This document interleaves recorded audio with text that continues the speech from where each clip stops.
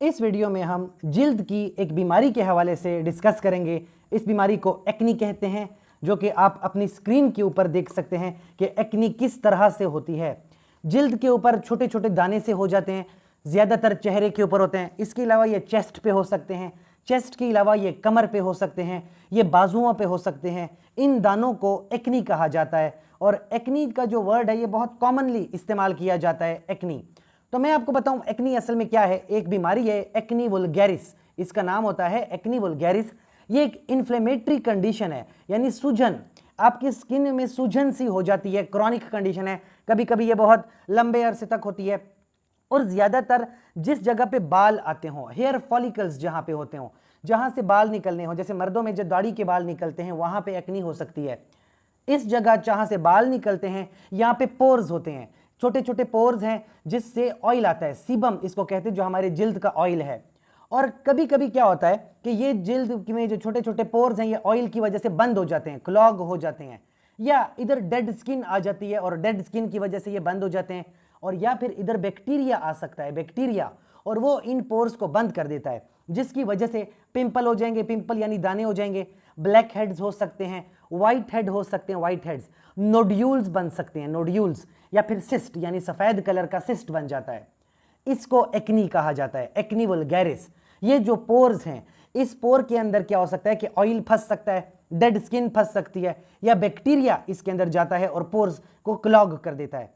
तो ज्यादातर चेहरे पे ऐसा होगा, चेस्ट के ऊपर, कमर के ऊपर, शोल्डर्स के ऊपर ऐसा हो जाता है, उन जगहों पे जहां पे सीबेशियस ग्लैंड्स हो, यानी जहां से ऑयल ज्यादा रिलीज होता हो। एक्नी होती कैसे है? इसके चार बड़े बड़े मैकेनिज्म हैं। सबसे पहले तो ऑयल की वजह से, अगर किसी की स्किन बहुत ज्यादा सीबम प्रोड्यूस करती है, बहुत ज्यादा ऑयल प्रोड्यूस कर रही है, उसकी वजह से एक्नी हो सकती है। और इस तरह ज्यादातर होता है प्यूबर्टी में, यानी इंसान जब 13 से 14 साल का होने लगता है, प्यूबर्टी में कुछ हार्मोन्स वगैरह चेंज हो जाते हैं और उन हार्मोन्स की वजह से एक्नी हो सकती है। दूसरा केराटिनाइजेशन, जब स्किन के ऊपर डेड स्किन सेल्स ज्यादा हो जाएं और वो शेड ना हो, गिरे नहीं, बल्कि आपकी स्किन के ऊपर जमा होते नहीं, तो वो जो डेड स्किन सेल्स हैं उसकी वजह से एक्नी हो सकती है, वो हेयर फॉलिकल को बंद कर देती हैं। तीसरी वजह इसकी हो सकती है बैक्टीरिया, यानी जरासीम अगर स्किन के ऊपर जमा हो रहे हैं, बैक्टीरिया अगर स्किन के ऊपर जमा हो रहा है, जिसको क्यूटीबैक्टीरियम एक्नी कहा जाता है, ठीक है, तो उसकी वजह से ये एक्नी हो सकती है। ये जो स्किन के पोर्स हैं ये बंद हो जाते हैं, जिसकी वजह से एक्नी हो जाती है। और चौथी वजह इन्फ्लामेशन है, सूजन है।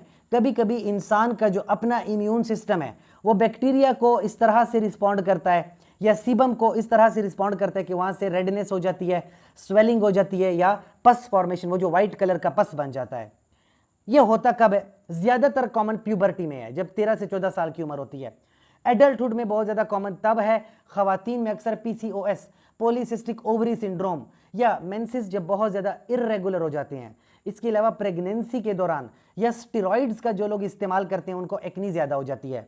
तो क्या क्या रिस्क फैक्टर हैं? एक तो हार्मोन्स की मैंने बात की, दूसरा जेनेटिक फैक्टर है, फैमिली में कभी कभी एक्नी हो जाती है, आलूदगी, गंदगी की वजह से एक्नी होती है, स्किन पे बहुत ज्यादा ऑयल आ रहा है तो एक्नी होती है, अगर डाइट आपकी अच्छी नहीं है, पुअर हाइजीन है या पुअर डाइट है, अगर आप स्टीरॉइड्स वगैरह का इस्तेमाल कर रहे हो उसकी वजह से एक्नी हो सकती है। या छठी चीज है, कभी कभी क्या होता है, फ्रिक्शन हो जाती है या स्क्वीजिंग, अगर आप अपनी पिंपल्स को बहुत ज्यादा छेड़ते हो, फोन का बहुत ज्यादा इस्तेमाल कर रहे हो और पसीना आ रहा है, तो उसकी वजह से एक्नी हो सकती है, एक्नी के चांसेस बढ़ जाते हैं।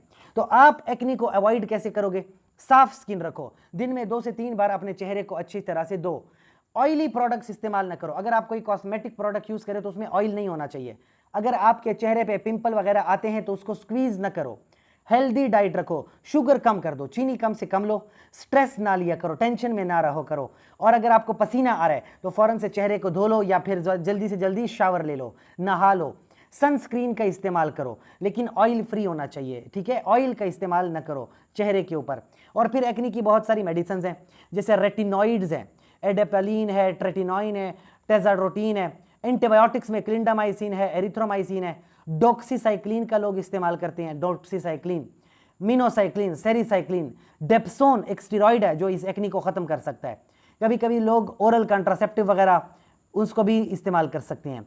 आइसोट्रेटिनोइन एक्नी को ट्रीट करता है। बाकी नॉन कमिडोजेनिक मॉइस्चराइजर यूज करो, ऑयल का इस्तेमाल न करो, क्लींजर फेस वॉश का यूज करो और सनस्क्रीन का यूज करो तो एक्नी नहीं होती। ये कुछ मेडिसिन होती हैं।